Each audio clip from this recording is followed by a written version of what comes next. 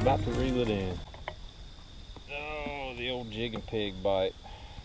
What's up, YouTube? Noah Swamp here.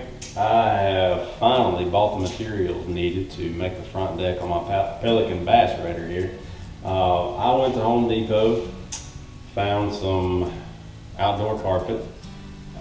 This was not on, a big roll that they had to cut off. Some lady just pointed me that direction, and I was like, oh, okay, all right, yeah, I guess that'll work. So this is a cream type, I guess, outdoor carpet here. Also, what you see behind me here, I've kind of done some steps before I started recording, which was a big no-no. But so I went and bought some 3/4 inch exterior plywood. I didn't get the treated just because their treated selection just had cracks in it and looked all warped and stuff. So I'm like, hey, this is going to be in my garage. This is not going to be out in the weather, just a whole lot. It's going to be garage kept a good bit as well. So, so what I did is I bought the 3/4 inch exterior plywood, and I ended up doubling it. And I got some screws. I'll grab them over here. Let me get my dimensions for you real quick. All right, so I went 27 7/8 by 40 on my front deck, and that goes about halfway down my bass raider there. So 27 7/8 by 40 is what I did. And that left enough room to have the carpet on both sides there. And I haven't, I slid it in there with the carpet on there, and it's a very snug fit.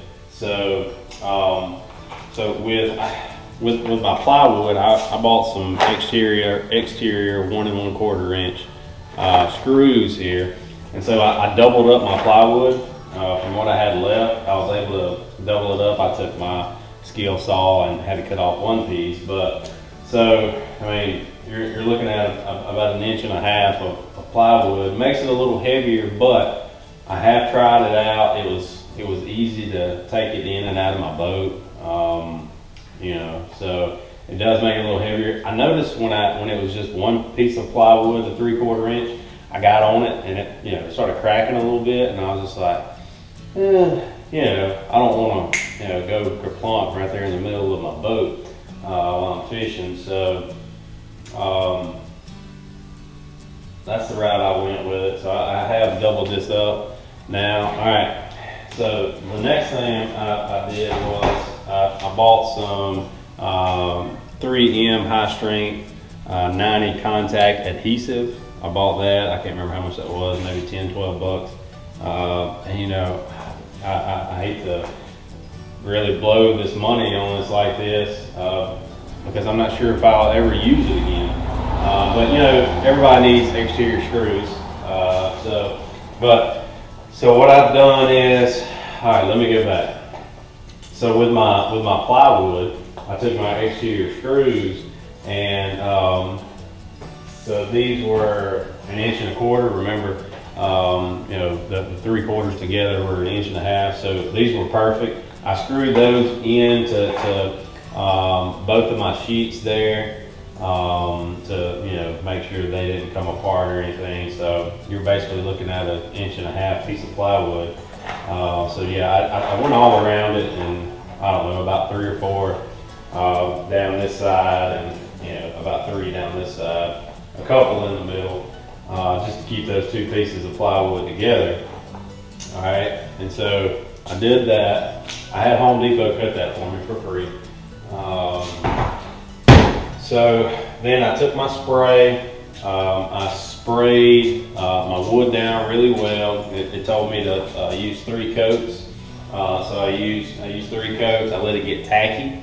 And once it got tacky, I brought it to my carpet, laid it down. I cut out my piece of carpet, and then I took I folded my carpet underneath it, flipped it over. I took my can here and just kind of went up and down just to make sure, you know, we were getting good contact there. I don't know how well it's going to stick, but you know, had no buddy from Alabama tell me, hey man, why don't you just throw a little bit of sticky down just to be sure. So that's where I'm at. So now, what I'm about to do is, I've got some other screws. So I could have went the staple gun option, and you know, that's another 20, 25 bucks, and then buying staples and stuff. I'm probably never going to use that again. So again, everybody needs screws around the house. So I bought some, it says Modified Truss screws. All right, and these have a big head on the top of them. So these have a bigger head on top of them here. These are 1/2 inch Modified Truss screws. See that there? With the bigger head. I'm going to screw those into the carpet. I was thinking, you know, the bigger head might help keep the carpet in. Yeah, again, I could have went staple gun route, but I've never used one in my life and really don't see myself using one. So I didn't see spending $25, you know, on a staple gun.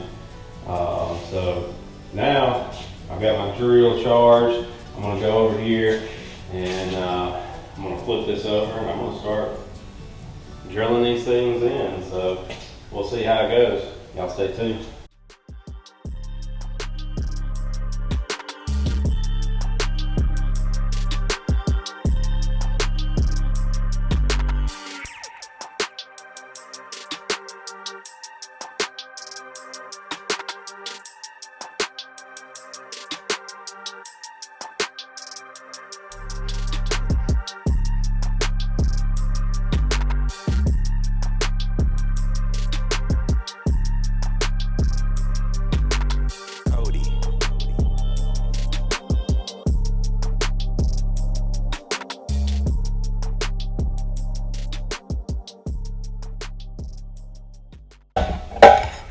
All right, a little look at what I did here.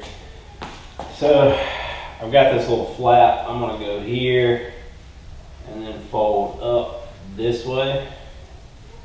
I'm gonna screw in like that. So this is kind of what it looked like here when it was folded over there. And so cut me out a piece that went all the way up to there. Alright, and then I cut this piece out here to leave this little flap here. So make sure everything's covered there whenever I'm doing this. Thanks to YouTube video for teaching me that. And let me give props here. Let's see, Extreme Covers USA. Those guys helped me out there with that little portion. And all of you people that know how to wrap presents, you probably already knew that, but I'm not really into that. So, all right. So what I'm going to do here is take this and go this way with it, really tight. I'm going to throw a couple screws in right there, and see what that looks like. I'm going to cut this other end first. Okay, fold right in there. Just fold like that.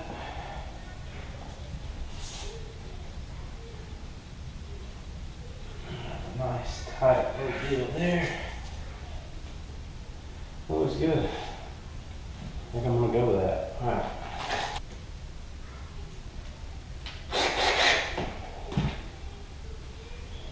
All right. What's that look like? Looks good to me.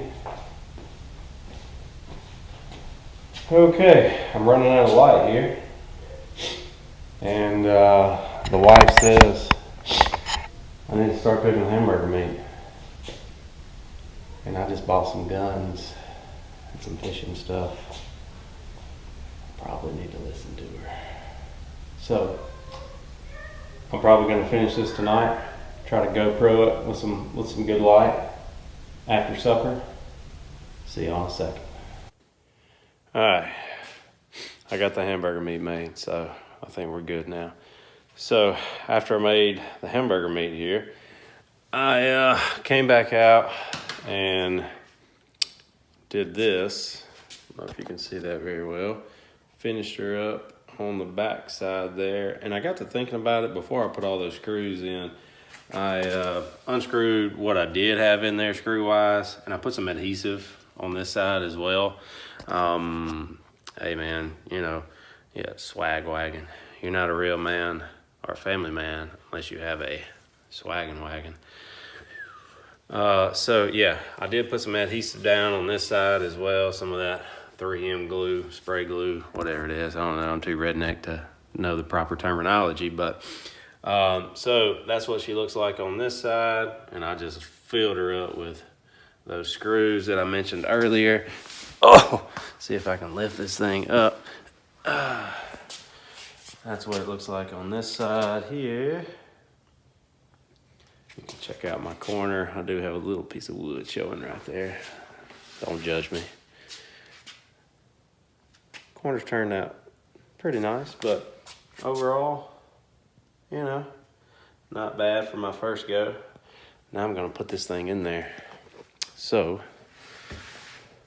and it is a little heavy, yeah, but it's a deck, man, and it's a freaking nice deck. So I'm gonna show you, get a good camera angle there, maybe it won't fall, how easy it is to put this thing in. Woo, my boat doesn't move there. Make sure I'm not on a rod. Oh, beautiful. Man, this thing fits like a glove. Check it out. Right there on the corners. Lifts right up. Plops right in there. It's good stuff. Let's see if I can get up in there without hurting myself too bad. Oh! All right, here I am. Check it out. Very nice. And you see it goes a good ways back. I mean, it's pretty close to halfway back there on those measurements that I was talking about earlier. And this thing is solid, man. Like, it fits. I mean, it's almost flush with the top right there. It lacks just a hair. It sticks up just a hair. That's beautiful. That's the thing of beauty there. I like that. Let me hop down here. Oh. That's her.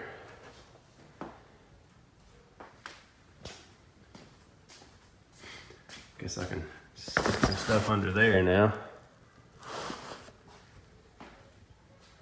Pretty sweet little gig there. I like it.